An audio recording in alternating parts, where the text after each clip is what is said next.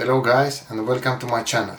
In this video I'll explain my simple real life method that actually works to control low blood sugar levels. If you have frequent low blood sugar levels and you are not sure what happens and how you can avoid them, this video is perfect for you.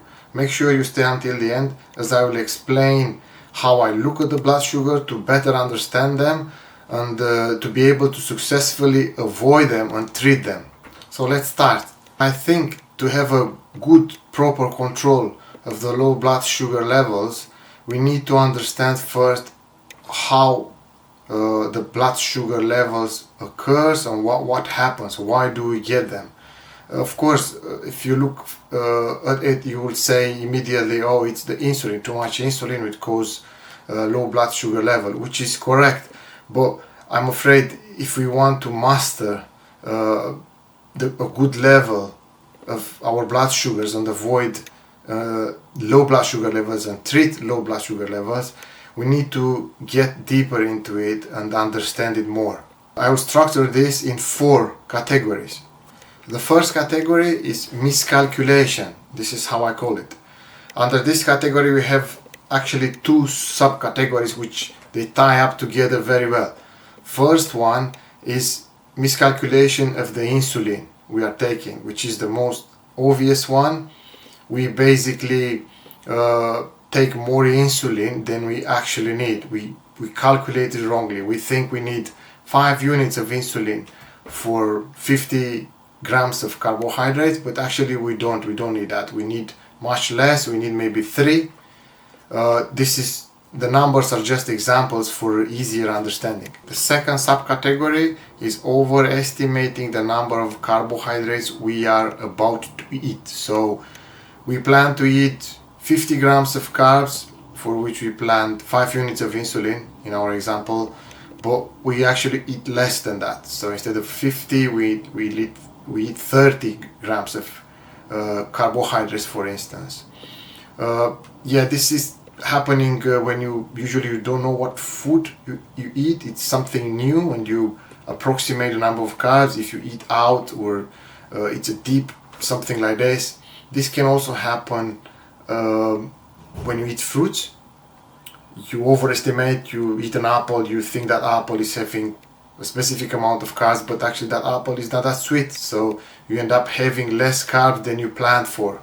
Another main category which is causing low blood sugar level is the timing of the insulin.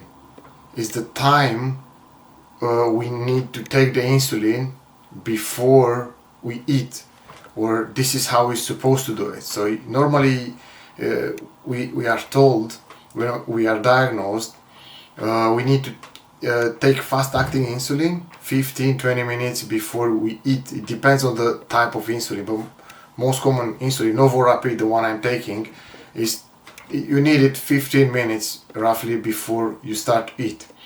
And this is very, very important and overlooked so much, even by myself. I make this mistake over and over.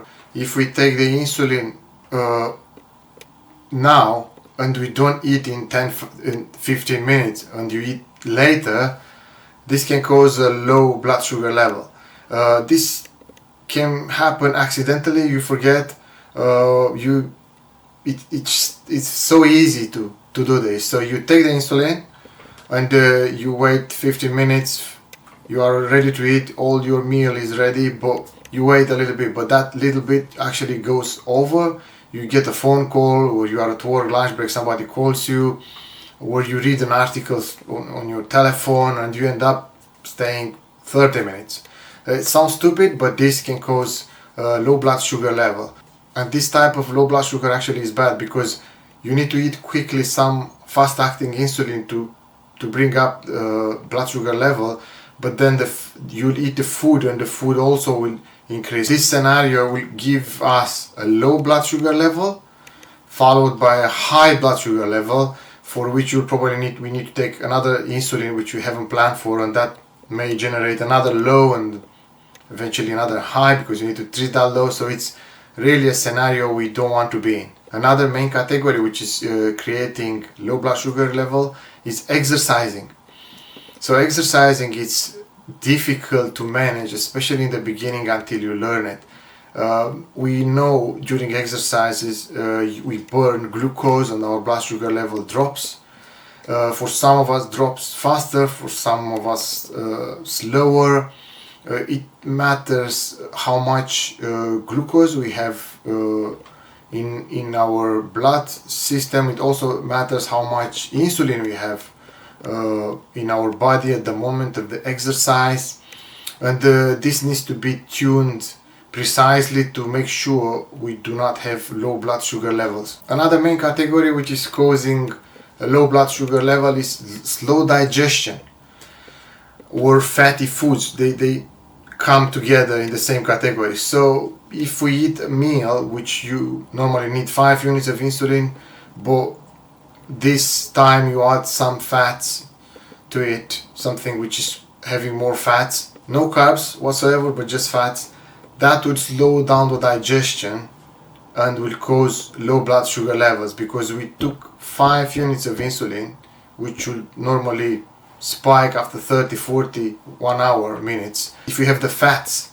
the fatty foods, that will slow the digestion, so the absorption of the carbs is slower. It doesn't happen immediately, it's gradually, so the sugar is released slowly in our bloodstream and you will end up with a low blood sugar level, and you will have to eat some carbohydrates, fast acting, to bring it up, and then you get the other wave of carbs which are digesting now, and you spike quite significant.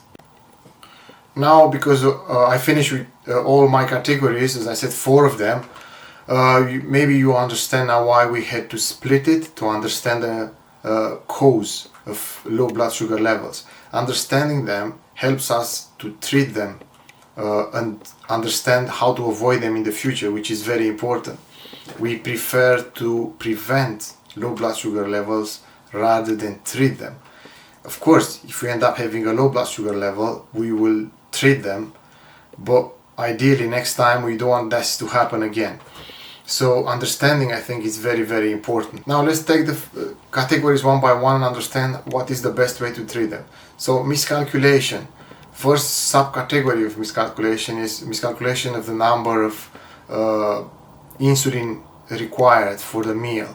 We learn in the beginning, when we are diagnosed, freshly diagnosed, we're supposed to learn, at least if we don't, we're supposed to learn how much insulin we need for a specific number of carbohydrates. And we start with trial and errors, and we learn for 4 units of insulin I need 50 grams of carbs, or depends. We are all different, and the situation is different, and it depends the type of carbohydrates. One thing it is if you eat rice, with one if you eat potatoes and bread, and every single one is different. So this is the way to do it. We learn in the beginning, we go for specific trial and error, and you learn what you need, and you try to stay with that and make sure you get the right number of insulin. Another way of doing it, I made a video about this, by the way. If you want to see it, make sure you check my channel. Is on the video called the Diabetes Management, how I manage my diabetes, and over there I go into details more about it. But another method I really like is to eat the same foods, so you learn what a food does to your body and how much insulin you need, and you stay with those foods, so you know, I need this meal, I need 10 units for this meal, and you eat that, and then you offset from that meal to another meal, so you begin to learn. So if in your meal you have potatoes or rice, 300 grams, 200 grams, and you go out, you always think about what you have there and adapt from that, and that starts to work quite well. After a while you just learn, and you learn how to adapt it, and yeah, it just works. That's the second way. of doing it. One, when you learn exactly and you say 10 units, I need this amount of carbs. The second one, you have some specific meals and you know for that meal I need this amount of insulin, and then any variation from that meal you adapt and to increase or decrease the amount of insulin required. And the second one, which is overestimating the number of carbs, really ties up with the first one, because if you learn what you eat and you eat specific foods, or you know how much units of insulin you need for a number of carbohydrates, then you know how to tune your insulin and you know how to measure your insulin. So if you eat same foods, you know how much carbohydrates you have there, because you test it over and over again, and you know the quantities, and you know how much insulin you'll need and how much carbs are required for that insulin, and they kind of go together. Another way of doing it, if you eat something new and you don't know it, you just measure, just weigh the carbohydrates you are eating. So if you eat potatoes, you just put it on a scale, you see how many grams, and you make sure this is the amount actually I am taking of carbs, and you don't sneak on other foods which have carbs, and you stick with that, and then you're supposed to stay very close to the required number of insulin, which you know already. For timing, it's not that hard, sounds pretty basic, but yeah, I had to put it here because it can happen. So when you say you eat, make sure you don't forget. So stay within the 15-20 minutes time frame, don't make it 30-40, because you'll end up with a significant low and followed by a spike. It's quite of a disaster coming after, if you want to bring your blood sugar level into the normal ranges. I want to add up here a little very important note. If you take the insulin and immediately eat, that will give you a high blood sugar level, which you will probably take more insulin to bring it down, and then you'll end up with a low blood sugar level. So this is also very important, because it's going to disturb significantly the blood sugar level. So make sure you don't do it like this, because it's very convenient, and I did it many times, but that is having a significant impact, and it's a very easy fix. Just stay with 15-20 minutes and you'll see how good that is. Exercising.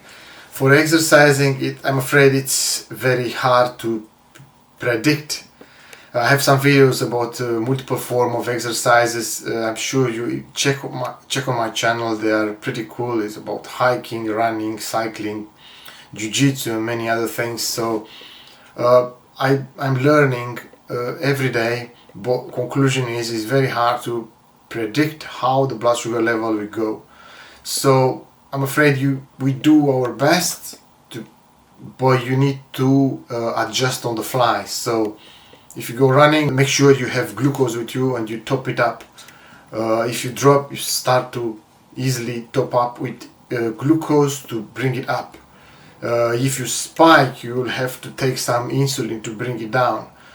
So it's a trial and error, and you need to learn and stay consistent, and always be prepared with glucose and insulin with whatever form of exercise you are doing.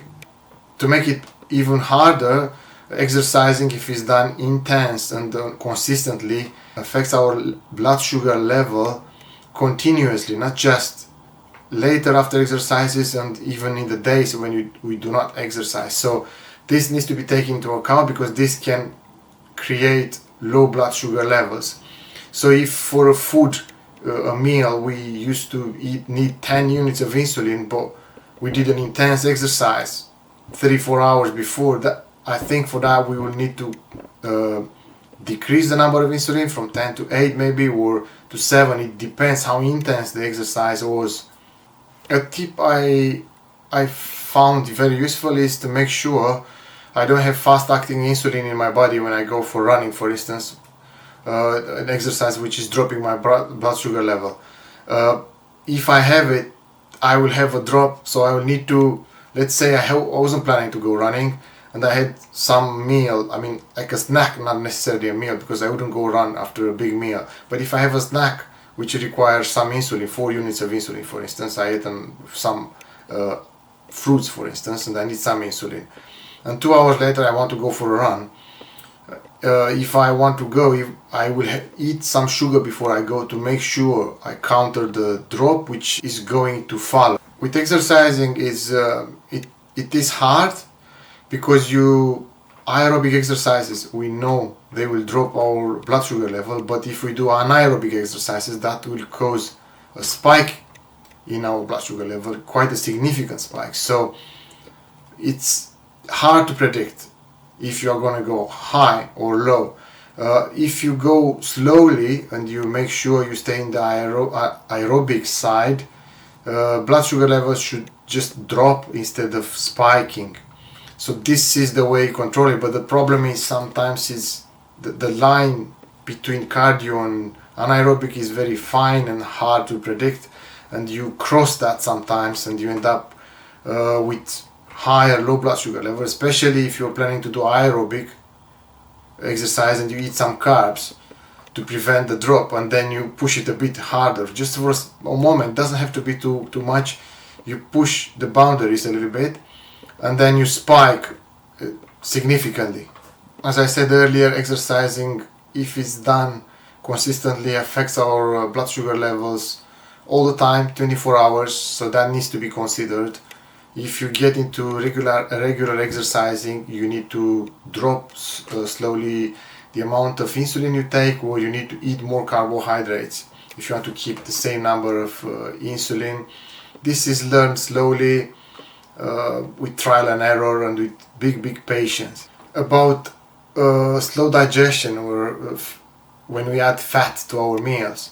If we know we are going to eat some fat together with our regular number of carbs, make sure you take less insulin. So if you need usually 10 units of insulin for that amount of carbs, but you have more fat, make sure you take 8 or 7 just to prevent that. And you will have to closely watch your blood sugar levels and add more insulin as the food starts to be digested and you see it in the blood sugar level.